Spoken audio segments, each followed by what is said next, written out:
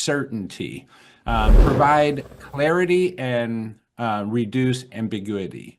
All right. How can you keep change from causing uncertainty? People fear the unknown, which can lead to an example of resistance, or can lead to anxiety and resistance, excuse me. So here's your three options, Tanya. Um, Clearly explain what is changing, why, and how it will affect individuals. Number two, provide timelines, next steps, and regular updates. Or number three, be transparent and answer questions openly. Which of the three do you like? So I am going with number four on this, Phil, all of the above, but let's do them in Okay. order. I like seeing you're introducing change here, Tanya. I know, It's, I like yeah. it.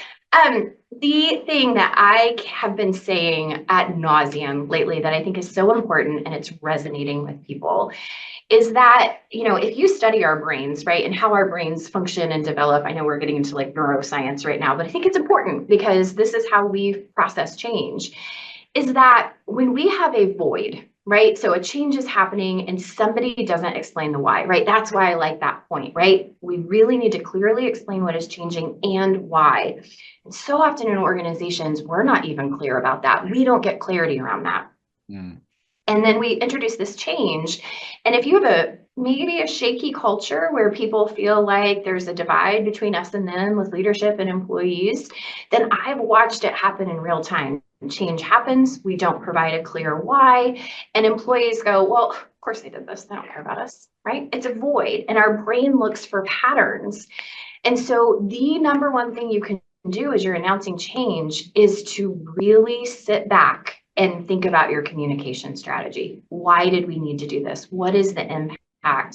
And we're going to get to this in number three with autonomy, but hopefully in our process, we've also checked in with some thought leaders throughout the organization, some subject matter experts, so that we have credibility when we say what the impact is going to be. Because one of the things we see in the survey often is that employees will say, I don't really think leadership understands what I do. And they're making changes and they're making decisions about my job. And they say they care about me, but look what they did. I have to do 4 extra steps now. And so being able to acknowledge a change with credibility and explaining the why is critical. And then opening up that bi-directional communication. Can employees ask questions? Can they provide their input? What channels do you have to do that? And then finally, have a timeline and don't announce it once, right? This needs to be a project. It needs to be visible. If it's on your intranet site, it's a really simple timeline that we've hit some milestones. So love this, but get the why out there. It's so critically important.